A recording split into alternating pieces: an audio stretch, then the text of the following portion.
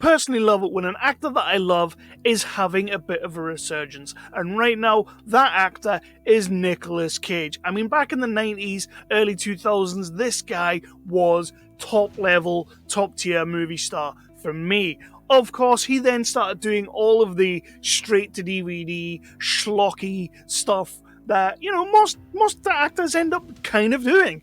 But in the last couple of years, we've had some really interesting movies. Movies like Pig, where he put in a fantastic performance in a pretty decent movie. He made that so much better. Willy's Wonderland, a fantastic little film that I just genuinely loved. Mandy, Color of Space. He's having a resurgence. But what I will say is when I saw a synopsis for this movie, Nicolas Cage playing two versions of Nicolas Cage in a Nicolas Cage movie about Nicolas Cage and Nicolas Cage's career, I have to say I kind of felt like we were jumping the shark a little bit. My name's Kevin Halden. This is Nerdly Out Loud, the official channel of nerdly.co.uk, your favourite British home for all your news, reviews and exclusive interviews. And today we are going to be reviewing Nicolas Cage movie, The Unbearable Weight of Massive Talent.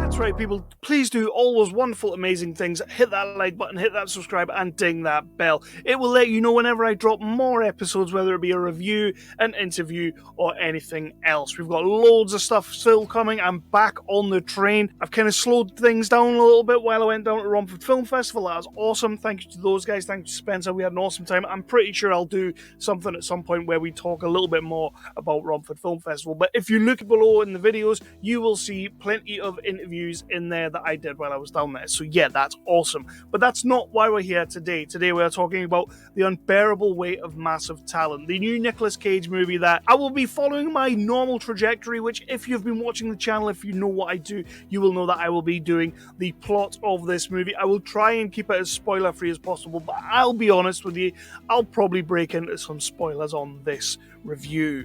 And then I will go into the cast and the crew, things that I liked and I did not like, and then I will give you my final rating. And that rating is just my rating, not the rating of Nerdly as a whole. However, I am the most important guy there, which I don't really feel like I have any merit in saying right now because I'm not churning out the videos like I want to. But we got loads incoming. So let's just talk about this movie, starting with the plot. So I'm going to be completely honest with you, and the plot is probably the least original thing about this movie. It's basically Nicolas Cage is Nicolas Cage. He's somewhat of a falling off actor, so he's not playing the Nicolas Cage we know and love. He's playing a little bit of a different version of himself. He's kind of sending himself up, which is probably one of the best things about this movie, is the fact that he kind of is just going for it. But in this movie, his career has kind of fallen off a little bit. He's not getting offered the roles he wants, and he's going out for the roles he really does want. He probably should get them, but he's not getting them. In this movie, he has a daughter and a wife that he's separated from. Now, I'm pretty sure in real life, Nicolas Cage has a son. He maybe has a daughter as well, I don't know, but that's kind of where this differs. His relationship with his daughter is one where he is pretty much just trying to instill his movie knowledge and his love of movies onto his daughter, but she ain't really feeling it all that much. Then he gets this offer. And the offer is to go to this guy's birthday party. The guy's going to pay him $1 million to go to an island, spend some time there, do the birthday thing, and stuff and things. So that's pretty cool. He's going to do that because it's an easy payday. He gets there and he meets Pedro Pascal as Javi Gutierrez, who is somewhat of a Nicolas Cage mega fan. Probably the guy that I would be if I got to spend time with Nicolas Cage. So these guys, they kind of start hitting it off a little bit. Stuff and things is happening in the background. There might be some dodgy mobstery stuff going on. Is Pedro Pascal the one doing it? Nicolas Cage kind of gets drawn into a kind of CIA operation, and it becomes a whole big mess. And this sort of independent movie where Nicolas Cage is sending up himself becomes Pineapple Express, Fast and the Furious. It becomes an action movie, and that's kind of where the movie goes. That's pretty much all I can say for the plot. We will get into what I did and didn't like about this movie in a quick hot second, and believe me, it is a bit of a mixed bag. But let's talk about some of the cast. And I will say up front, Nicolas Cage is going for it here. What you can always rely on with a Nicolas Cage movie is that he's always going to give you everything he possibly can. He will throw everything at the wall, see what sticks. And in this movie, he's really doing that because he's sending himself up. He's playing a heightened version of a talentless hack that is Nicolas Cage. And he's getting really into it. And you get two versions of Nicolas Cage. It's not a spoiler because it is in the IMDb synopsis and everything like that. He plays like himself, and then a de-aged version of Nicolas Cage from like Wild at Heart days called Nicky Cage. And I guess that's his wild side, because he's kind of like doing all the mannerisms. I actually really like that little relationship between the two Nicolas Cages. I just said that. I really just said that, and I didn't think about what I was saying before I said it. Yeah, I look a bit stupid now. Pedro Pascal. If there's another thing you can say about another actor that's kind of like Nicolas Cage, it's Pedro Pascal. He can take absolute drivel and turn it into something. I mean, look at his character in Wonder Woman 84. It was horrendous, it was awful, but somehow Pedro Pascal managed to save that role in a manner of speaking. He doesn't save the movie, but in a manner of speaking, he's doing okay because he just gives himself to the role. In this, he's just playing a Nicolas Cage superfan, and who wasn't a Nicolas Cage superfan? So it was cool to see Pedro Pascal doing something a little bit different. I'll be honest with you, I feel like Pedro's fallen off a little bit since his Game of Thrones days, but I'm still good with him. I still want to see him in movies, and in this, I quite liked him. Tiffany Haddish as an actress is definitely someone I can take or leave. I just don't get the love of Tiffany Haddish as a comedic actress. I don't get it. She's never really set the world on fire for me. She's doing okay in this movie. She's got some pretty good one-liners. But I'll be honest with you, if she wasn't in this movie, I wouldn't have noticed that Tiffany Haddish wasn't in this movie. However, she is in this movie, so I did notice she was there, so I do have to talk about her. She's doing an okay role. She's got some good lines. I'm just not really a fan. And on that note, Neil Patrick Harris is in there. Now, NPH is another guy that, going back through his career, there have been some highlights, but there's also been a lot of lowlights. I mean, Starship Troopers is pretty much as high as it gets for Neil Patrick Harris. I've not seen any of How I Met Your Mother, but I did watch Harold and Kumar movies, and he's pretty good in them. But again, he's just playing Neil Patrick Harris, but a slightly heightened version. The last time I saw him was in the new Matrix movie, and I thought his character sucked ass in that movie. His character in this movie, he's playing Nicolas Cage's agent, a bit of a shyster. I actually didn't mind him.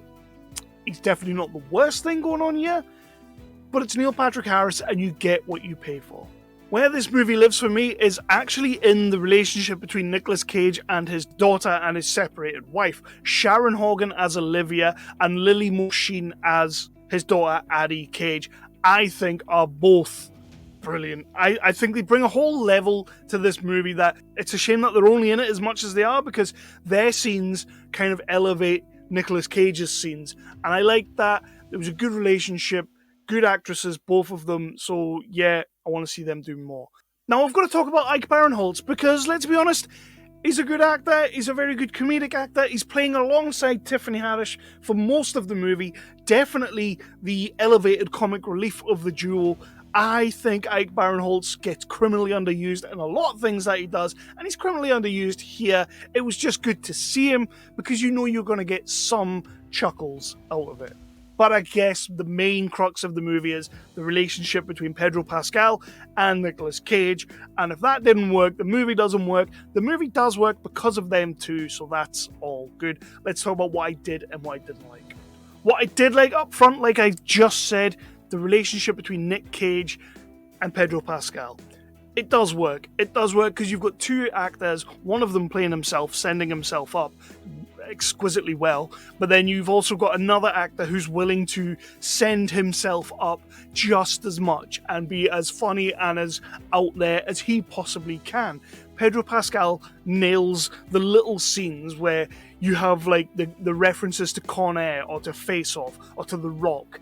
And Pedro Pascal, like, Nicolas Cage will say a line from those movies, and then Pedro Pascal gets it, and he becomes you for a minute. He is you, he is the audience member for a minute. What I will say on that, though, is there was not nearly enough of that for me. I wanted more, don't get me wrong, like, I know too much is too much, but I needed more of that. I thought this was a Nicolas Cage movie where we were going to be dropping references all over the place, and we do get references, just not enough of them. And the ones we do get, they don't really play on his, the bigger fanfare movies that we love. We get some. For me, we don't get enough. And I guess that's one of the things that I didn't like. I don't think the story, the plot, the script plays enough into the fact that this is what we're doing here. It plays a little bit in there, but it doesn't play enough. Like, if this is what you're doing here, do this. Go down that road and proceed accordingly. Like, make it about that. But at the same time, he's trying to make quite a serious action buddy comedy, which is fine, but they don't merge well enough. They don't gel well enough for me. I was enjoying it, and I ended up having to just give in to what I really wanted and give in to what I was getting. That's fine, I guess. One other thing that I didn't really like is I'm not really going to talk about the ending, but you saw this coming a mile off. The way they played this, the ending's a bit of a damp squib, if I'm honest. It was a shame because you could see it coming. That's all I'll say about it. The ending's just a bit meh. So this is probably the biggest positive that I can give this movie, and I hope people take this as a positive. And that is that Tom Gormican, whose previous credits involve Miles Teller's movie That Awkward Moment, which I genuinely really like. I think it's criminally underrated. I think people need to give that film another chance. It's a good little flick. Not an amazing flick, but it's a good flick. But anyway, when I went into this, I thought, yes, okay, Pedro's going to give us a good role. Nicolas Cage is going to give us a good role.